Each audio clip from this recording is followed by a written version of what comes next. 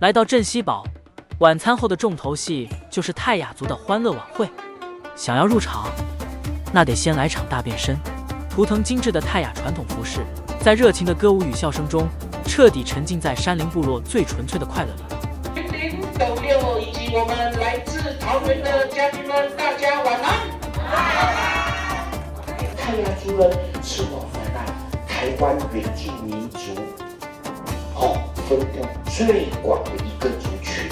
来，第一句就是你好吗？第二句就是谢谢你。我们先来学这2句哈。来，泰雅族话你好吗？怎么说呢？罗嘎苏啦，番薯，不是买番薯啦，买番薯，罗嘎苏啦，买番薯，来吃更喝。我的晚会到此结束了啦，我看到我就要骂人了，这个真的老路啊。好来，慢点呢不，罗嘎苏啦，买番薯，慢点呢不 ，OK 来。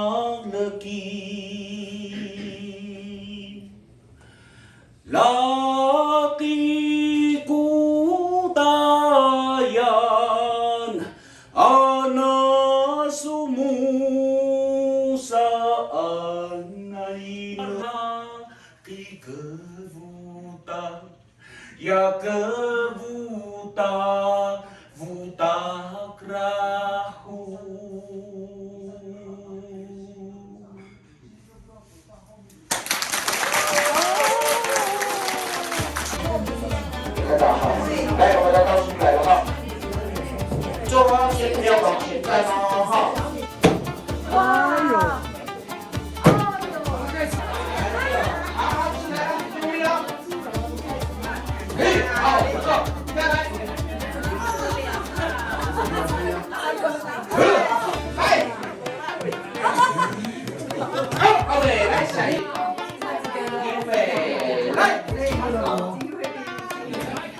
你那个不要太大声，预备来，再来一下，就是这样，来下一位，来，1下，5，最后1，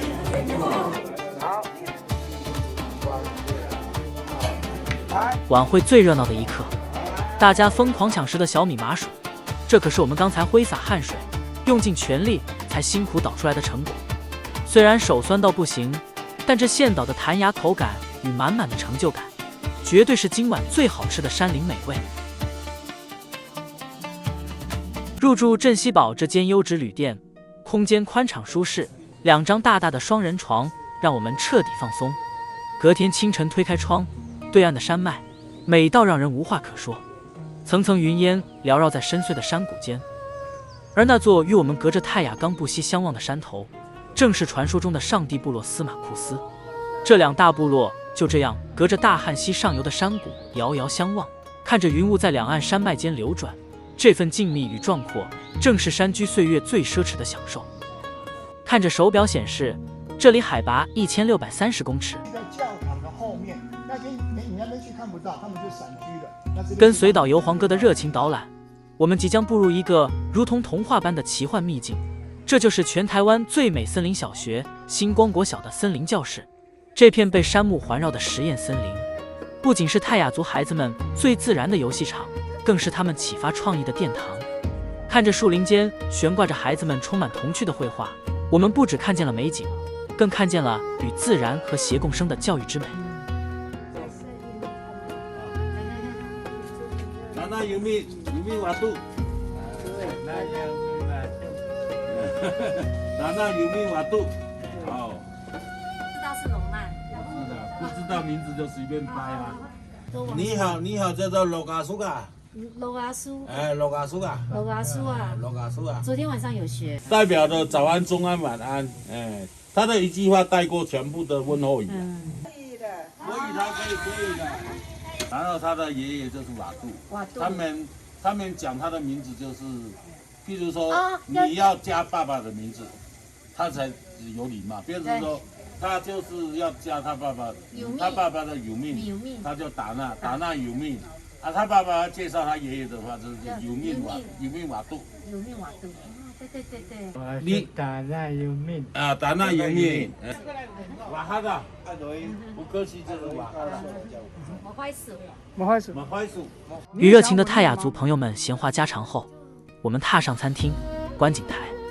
放眼望去，壮阔的山脉与层层堆叠的梯田交织成画，这份美不胜收，正是泰雅祖先跨越中央山脉，循着溪谷迁徙而来的泰雅冈部之地。这里位居大汉溪最上游的深山，海拔约1700公尺。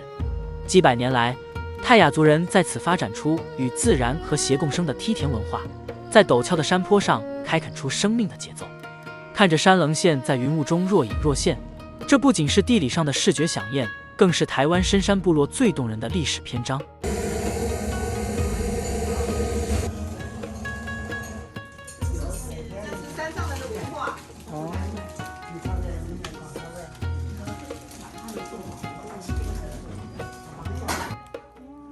雅令跟 John 正享受着镇西堡特有的小米甜甜圈以及马告咖啡，两样搭起来让他们惊艳，真是绝配的好吃。很好吃，哦，景好漂亮哦。所以总共呢，我们的村民花了10年的时间，没有请工人自己来盖了这个教堂。哦，所以这个教堂跟刚刚的教堂两个不一样。跟随导游黄哥的专业解说，我们终于抵达了这座屹立于云端的圣殿——镇西堡教会。镇西堡在泰雅语中意指清晨第一道曙光照耀的地方，而眼前这座壮丽的石造建筑，正是部落信仰与集体毅力的结晶。这座教堂最动人的历史，在于它的每一块基石。当年为了兴建这座神圣的家园，部落族人不分男女老少，亲自下到深邃的泰雅冈部溪谷，用双手一块一块搬运沉重的溪石上山，甚至连教堂内巨大的红块梁柱，也是族人们从深山中合力扛回来的。站在这座曙光之城的信仰中心，我们仿佛能感受到当年族人们胼手知足的温度，在山林与天空之间见证那份守护家园最纯粹的虔诚与勇气。离开了静谧的镇西堡教堂，我们随着黄哥的引导，来到了一个像是被时光亲吻过的角落——财帛果园。这里不是那种商业气息浓厚的景点，而是一个充满家的温度，让心竟能安静的私人果园。一踏入园区，满眼的粉嫩瞬间夺走了所有呼吸。这里的樱花美得带着一种内敛而细致的日式禅意，不像有些山头樱花的狂放，财帛果园的樱花与这里的山势交织的错落有致。在清透的蓝天与远方深邃山脉的衬托下，那一簇簇花瓣的层次感极其分明。粉红、桃红与新芽的嫩绿在镜头前交织，色彩的饱和度与透明感拿捏得恰到好处，真的像极了某位大师笔下用细腻笔触堆叠而出的经典油画作品。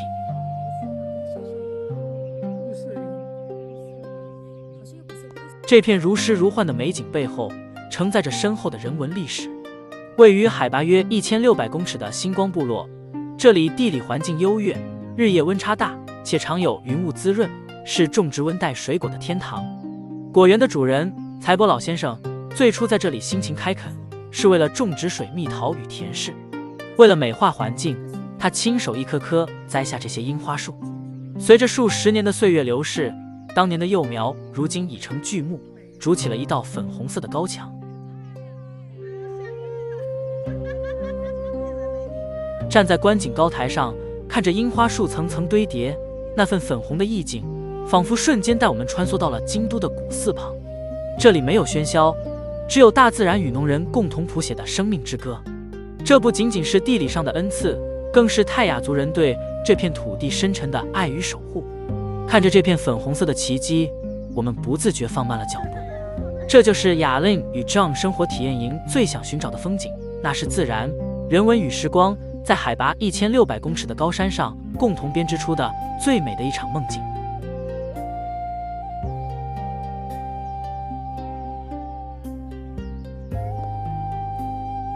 财帛果园这长粉红色的视觉飨宴，美得让人忘了时间，就像步入了画家笔下最温柔的秘境。但在这海拔1600公尺的高度，最扎实的幸福，莫过于在美景之后填饱肚子。走，跟着我们生活体验营的脚步，暂时放下相机，在翠绿的山林环绕下，享受一顿热腾腾的原民风味午餐。在云雾缭绕中品尝大地的滋味，这才是犒赏自己最完美的方式。刚才还没拔的时候应该拍照啊，没有前丝了。那有。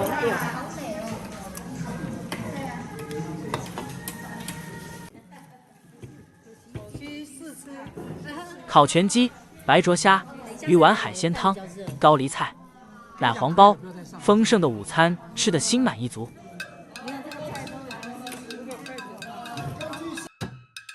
饱餐一顿后，行程马不停蹄，我们随即来到充满历史底蕴的侠客罗古道。一踏入这片迷人的林间，大肚熊江老师的植物课又准时开课了。跟着老师专业的指引，我们开始辨识步道旁的各种山林植物。这场深入自然的教学，让我们的古道之旅不仅练体力，更学了满满的知识。实入那一端，我到这边22。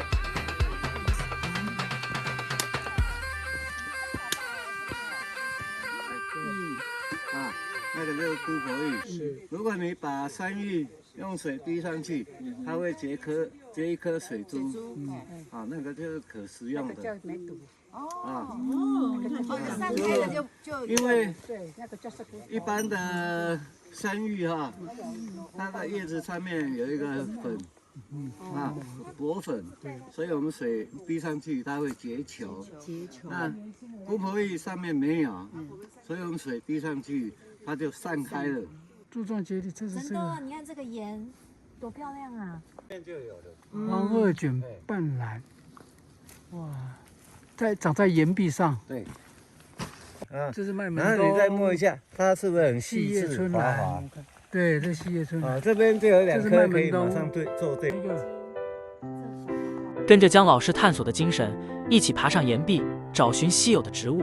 这趟植物课认识了一辈子都少有机会接触到的植物，更有台湾原生种植物，真的收获满满。这是乌来石山桃、秋海棠、蛇根草、阿里山根节兰、如意草、短角冷水麻、马鞭草、七叶一枝花、圆毛松兰香、八重山细心、波密斑斓叶。离开了侠客罗古道，我们驱车来到监视后山的另一个地理地标秀峦军舰岩。远远从道路旁望去，那座巨大的岩石就像一艘巨大的军舰，逆流而上，正准备冲向泰雅冈布溪与玉峰溪的交汇处。我们决定挑战体力，亲自走到这艘大自然战舰的脚下，一探究竟。在姜老师的带领下，我们踏上了横跨溪谷的军舰岩吊桥。穿过吊桥后，我们接上了蜿蜒的步行步道。随着脚步不断向下探寻，两旁的地质景观也开始产生变化。姜老师沿途提醒我们观察地层的褶皱与变动，这每一道岩层的纹路都是千万年来地理运动留下的时光印记。随着距离越来越近，那股雄伟的压迫感也越来越强烈。当我们终于穿过林间，站在军舰岩的正下方时，那幕景象简直壮阔得让人屏息。这艘大自然打造的战舰由坚硬的砂岩组成，灰白色的岩壁直挺挺地矗立在溪谷中。站在这巨大的岩石脚下，我们显得如此渺小，却也更能真切感受到大自然鬼斧神工的力量。看着溪水不断拍打着舰首，那种屹立不摇的气势，正是秀峦山林最刚强的生命力。